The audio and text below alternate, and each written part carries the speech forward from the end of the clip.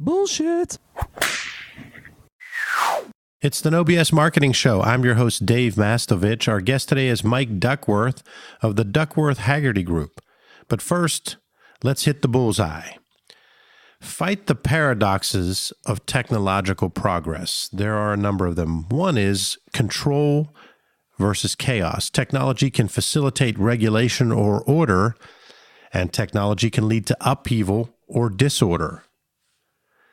Freedom versus enslavement. Technology can facilitate independence, and technology can lead to dependence or more restrictions. A third one, competence versus incompetence. Technology can facilitate feelings of intelligence, and technology can lead to feelings of ignorance or ineptitude. We've all been there.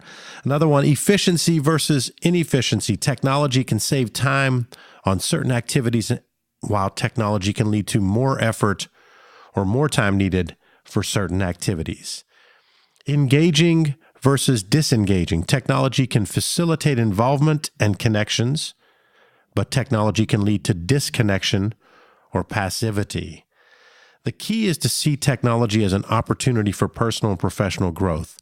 We often think of the downsides and avoid jumping in on new technology, like listening to podcasts. I have so many friends in my network that just say, yeah, I didn't get around to that, as if it's a difficult technology. And I think once they try it and go past some of these paradoxes, they'll realize it's a great way to consume content and gain knowledge while doing other things. But the paradoxes of technological progress always exist. You need to take the leap and maximize the opportunity while being aware of the challenges and these paradoxes. The No BS Show is brought to you by Audible.com. Get a free audiobook download and 30-day free trial at audibletrial.com/nobs. Try a book like Elon Musk, Tesla, SpaceX, and the Quest for a Fantastic Future. You can download it for free today. Go to audibletrial.com/nobs for your free audiobook. Over 180,000 titles to choose from for your iPhone, Android, Kindle, or MP3 player. Our guest is Mike Duckworth. Mike's helped clients manage the complexities of wealth experienced by business owners and corporate executives for nearly a quarter century. He joined Merrill Lynch as Managing Director of Wealth Management in 2008, bringing 15 years' experience in the private client advisory group of a large commercial bank. He was a recipient of the 2014 David Brady Award, recognizing his outstanding philanthropy, client focus, and commitment to his company and community. He's been recognized as one of the Financial Times top 400 advisors and Barron's top 1,200 financial advisors. Mike currently serves on the executive committee of the Children's Museum of Pittsburgh and is a member of the Children's Hospital of Pittsburgh's Circle of Care. Mike, let's start off by talking about the hit the bullseye and focusing on technology and the technological paradoxes. What are your thoughts and ideas that might help our listeners? The first two things I think about are how the role technology plays in the lives of my kids, and how distracting it is for them. I see this with my friends too, and coworkers, and in myself. It's really hard to be present and to listen, if you're also staring at your iPhone or if you're, posting a selfie about having breakfast, it's hard to hear what your mother's telling you. So it's, as I watch my kids, I'm excited for all the things that they are able to discover and do and how much freedom it allows for their curious minds, which is kind of a danger too. But I worry about how it gets in the way of the human experience and relating to another real person. The disengagement, while it can be engaging because it enables us to connect to so many more people, it can be disengaging because we don't have to actually talk face to face. Yeah, and I talk with my kids, but I speak in Merrill offices and in other places. One of the things I'll talk about is the role of listening in our business, and people generally are not trained to listen. They're they're trained on facts and knowledge. They're trained on the what of whatever they do. But the senior data, the most important information you will ever have about your customer, is only available to you being with them and then really listening, asking good questions that relate to their experience, and then hearing it. And so for my kids, and when I speak to other people who are new in the business, I will tell them the most important skill you will ever develop that will be most relevant to your success, I think, is how well you listen. I agree. And I've heard your workshop and your hour-long talk as well. And so I want to go down that path, because that's why I picked this technological paradoxes as the hit the bullseye beginning of the second part of your 2 shows here on the No BS Marketing Show, because I believe that technology has done great things to expand what we can do, but it has led to some disengagement. And it also has led to some additional stress where we constantly feel we have to be connected and have to be on our game and have to be meshing work and life into a blend. And so I think it's led to stress for most of us. And so you have a talk that kind of touches on that. And so I want to just have you go down that path and just introduce that topic to our audience. Sure. So that subject centers around this idea of complexity. And this is something that I started taking a personal interest in as we, in my organization, hit the steep part of the growth curve, because the better things get, the more success that you have, the more complexity you also invite into your life. And so for people complexity happens to everybody. It's not just people who have successful businesses, but in the context of successful businesses and business owners, what I observe in my life and working with clients over 25 years is that the better it gets, the harder it gets. And while you're assimilating all of this complexity at work, the rest of your life is also shifting meaningfully. Maybe you have a family and all of those dynamics, or your parents are aging, or there are health issues. And these all are resting on top of whatever your primary complexity is that you're trying to manage at work or with your career. So the better it gets, the harder it gets. And for a lot of people, the experience creates a bunch of dynamics, one of which is isolation, and so I have this business that I'm running, and it has grown amazing in an amazing way. And I started out as I'm really a good engineer and I know how things fit together. And fast forward 15 years and I've got 50 employees or 500 employees. And, I have all of these lives that are dependent on me delivering sort of my end of the bargain. And so the better it gets, the harder it gets, the more isolating it becomes. And so this idea of the complexity of success and all of its symptoms and how you deal with those symptoms are things I'm just personally interested in, and I put a bunch of attention to. Well, the one time you sat down with me to talk about it, and you said, "Hey, come listen to my presentation." I said, "What's it about?" And you opened up by asking me a question that I think is great that you should just ask on the air, because it did take me back and I could honestly see a time and a place. So the question is a pretty easy one, and it is, Dave, do you remember when your life was simpler? Yes. Do you remember when it was less complicated? Yes.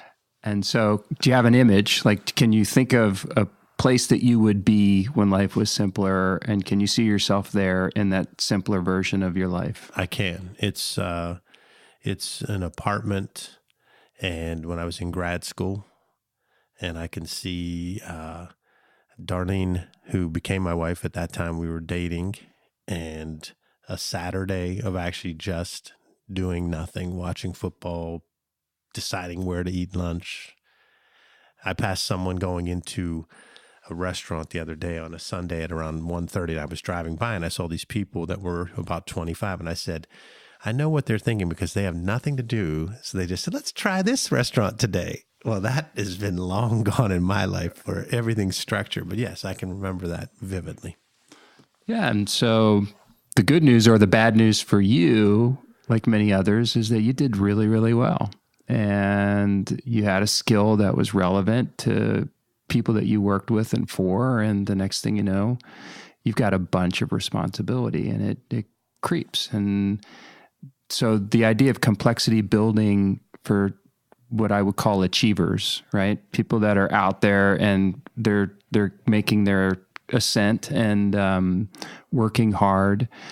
And it's interesting. I had virtually no money when this image comes in my mind. So like the time when it was simple was truly when it was way less complex. Well, without money, you don't have as many decisions to make. Yeah. Right. Right. So it forces a simplicity that sounds pretty good right now, even though you'd like to have money. So anyway, this is an experience that we all get to have. And for some, it's an acute problem, right? Because they're, by every outward measure, having tremendous success. And yet they're not feeling the reward that they thought they were going to get. If you could go back to old Dave when he's 25 and say, Dave, what if all of these things that actually happened to you happened? Would you think that you would be pretty happy with future Dave? And 25-year-old Dave would probably be like, I'd be the happiest person in the world exactly. if I had all of that available to me, you know? And so here you are. And is that your experience? I agree. If you'd have told that dude that this is what would have happened, he'd be saying, yeah, I'm the poop. But in reality, I feel like poop.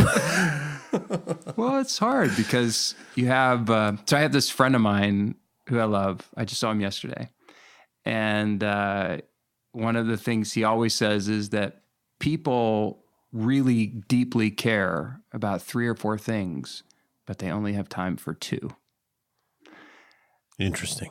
And so, you know, the observation is eventually you have to start making these micro decisions about, do I stay at work an extra hour or do I keep my commitment to my wife and get home on time and spend that hour as part of the family? Or do I fly to Chicago to help this client deal with, you know, a PR crisis or whatever it is, or in my business, some family crisis? Or do I make another decision that relates to one of the other things I also care about? And so most times achievers are, you know, the thing that they build a wall around, you know, it's the last thing to go. It's like this general mindset, which is, I'm not letting this town fall. And if I have to retrench, I'm going to let these other things I care about eventually, I'm going to let them go. I just have to give up being healthy. Or, you know, maybe I have to give up having sort of relationships with the same group of people because I don't have the time and I care about those people, but they're having the same issue too. And so they'll forgive me. And so anyway, over time, you start making these decisions that maybe you're completely aware of and maybe you're not. But as complexity begins to sort of creep, you end up sometimes making decisions that lead you away from some of the things you started out caring deeply about. So this work that I'm doing, this research, and it's really a story gathering exercise as much as anything else, because you can learn so much from people that have gone through these experiences and then, you know, in a way found their way home. And so that's the dynamic. That's the part of this that I'm most interested in. We can observe that complexity creeps up on you and is over you like a fog. And so the question, you know, how do we take lessons from people who've dealt with a lot of complexity in terms of how you get home? How do you get home to that person, that 25-year-old version of you? How do you manage the complexity and make space for the things that you really care about?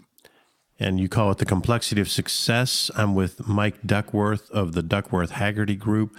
His talk is workshop is very meaningful, gets that whole topic of complexity of success out there. And what I like about what your plan for it is you said how each time you gather feedback from people and you interview people of what is their complexity, what do they feel they've done to get back to the person that they are, and what are areas that they maybe didn't. And then you're going to take and have all of this really qualitative data to be able to help and continually improve and enhance your complexity of success platform.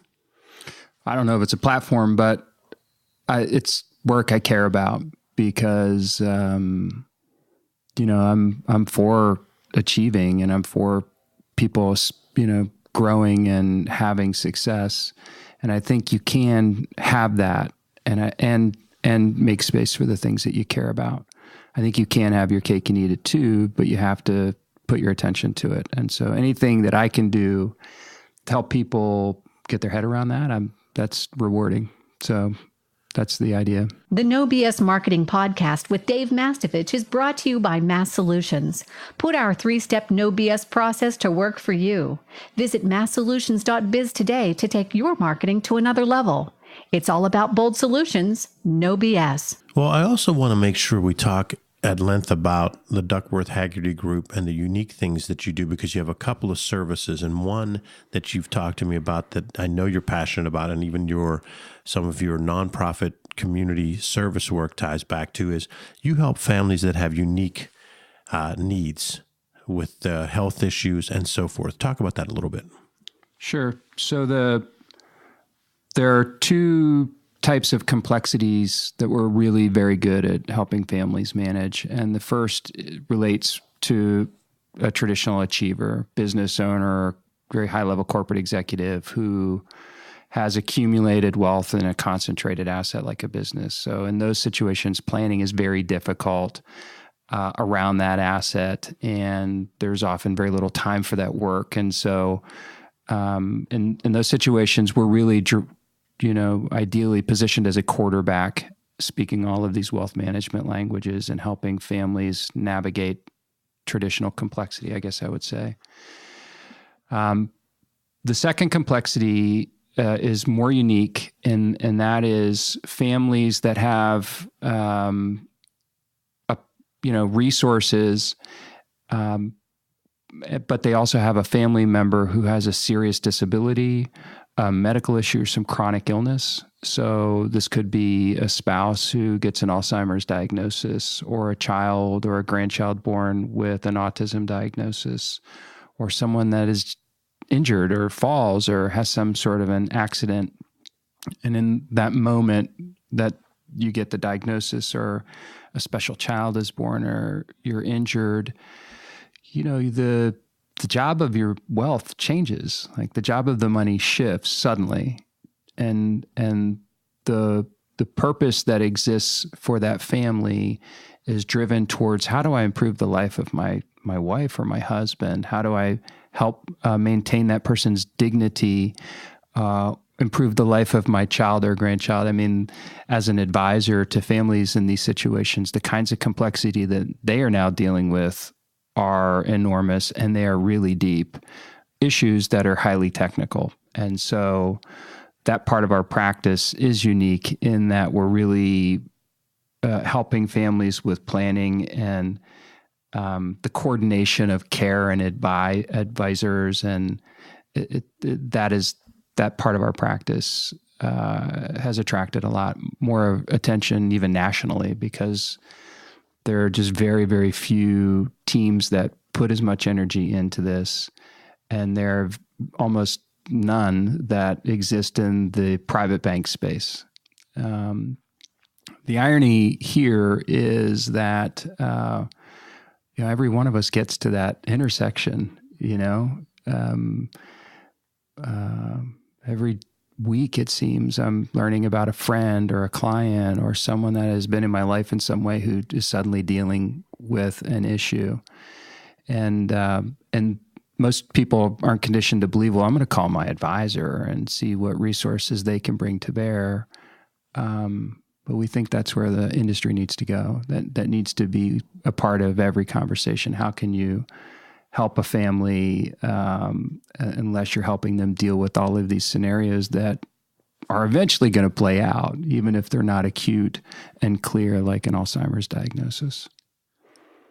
That's Mike Duckworth of the Duckworth Haggerty Group talking about his team and their practice tied to helping families in difficult situations with special needs and health issues. It's the No BS Marketing Show. I'm your host, Dave Mastovich. Remember, we are brought to you by Audible.com. And so you can go to audibletrial.com/nobs for your free audiobook, over 180,000 titles to choose from for your iPhone, Android, Kindle, or MP3 player.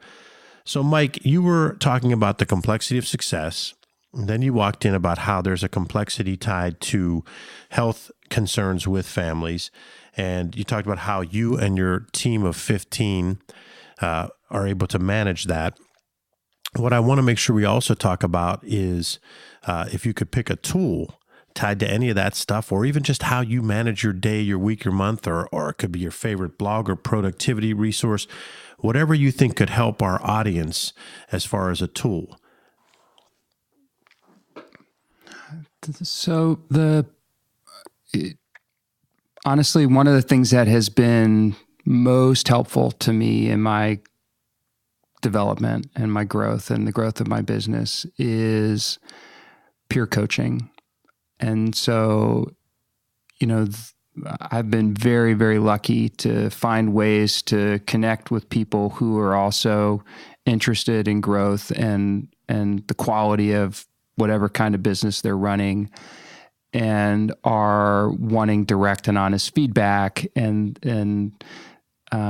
they want to have a relationship where it's unfiltered, and maintaining all of the confidentiality you have to maintain in my business, but still being able to come with business issues and say, all right, here's what happened, and here's how I'm thinking about that. How would you react? That has been enormously helpful to the growth of our business and my personal growth. And as I think about, I said, this is something that I've been doing for 15 years. And some of my closest friends are the people that have been, peer coaches, and they work maybe across the country for a different organization, even in a different industry.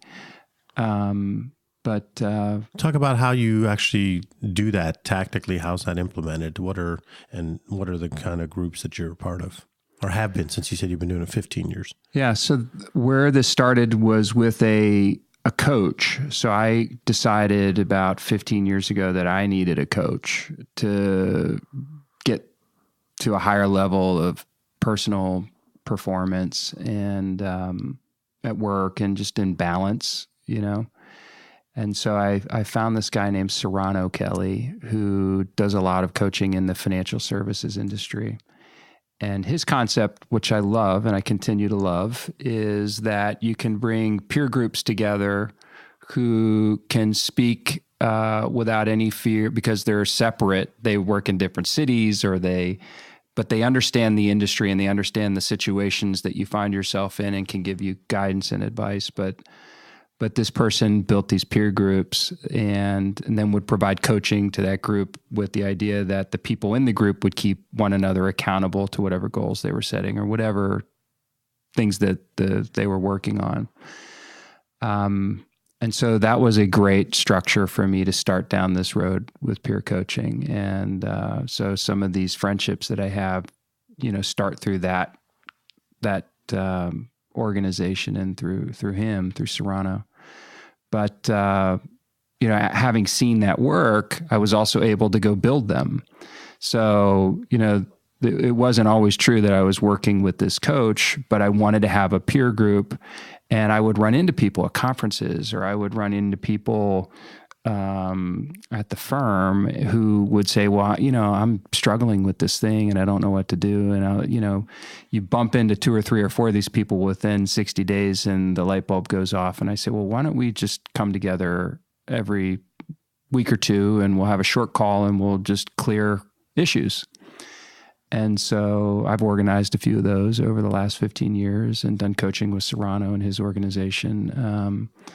So I think there's a lot of power in that, and it gets you out of your head. And it, as I mentioned, growth can be isolating, and you can't.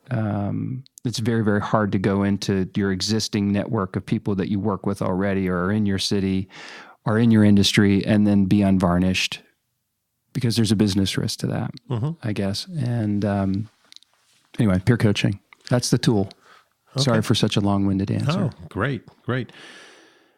One of the things that is exciting that we can talk about today is with your practice, the Duckworth Haggerty Group, and the 15 people, and the fact that you've tripled in size over the past 8 years, and you have this niche industry market that you target, which not enough people do, and it's a noble cause that you've been able to make it, that you're giving back while still able to make it a strong business unit.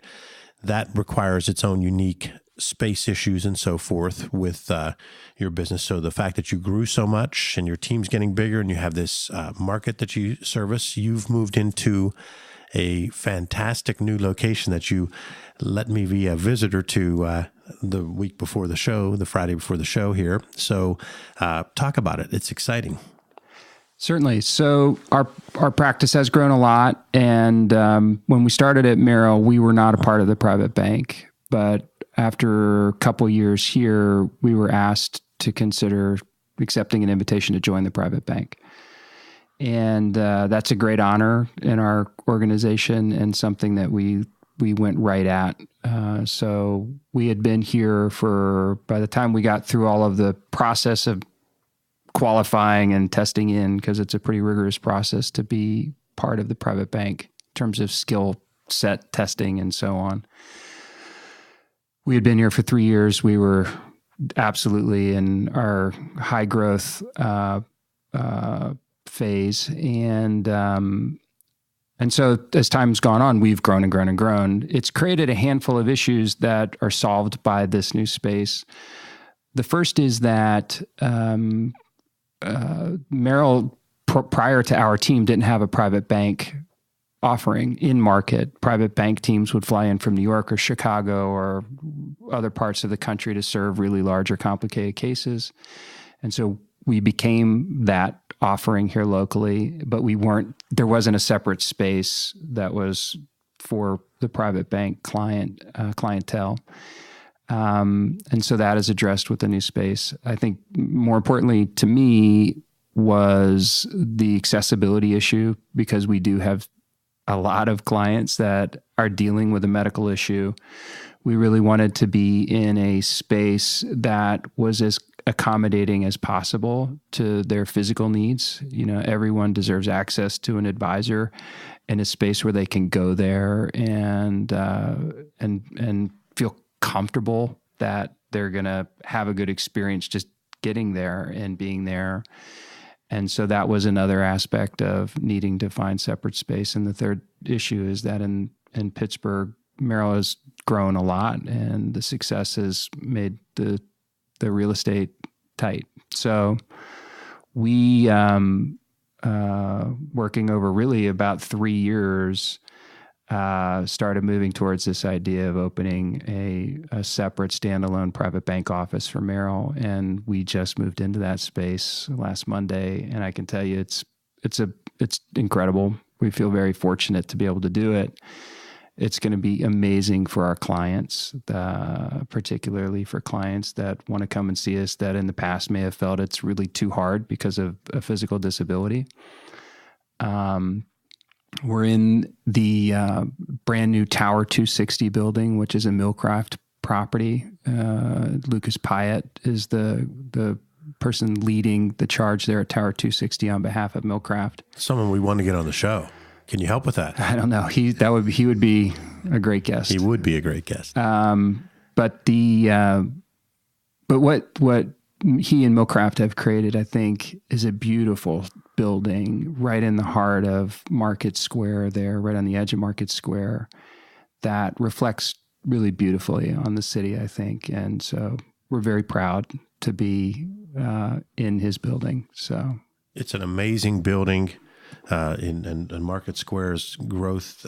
Actually, the entire downtown has just continued to become stronger and better developed. And we had Stefan Bontrager from Pittsburgh River Life on, and he talked about how we're tying into all the river life and leveraging the river. We've had some great guests who've all, not all, but many have talked about how much growth we have here in downtown Pittsburgh, and that location with your building and the whole Market Square area is just fantastic.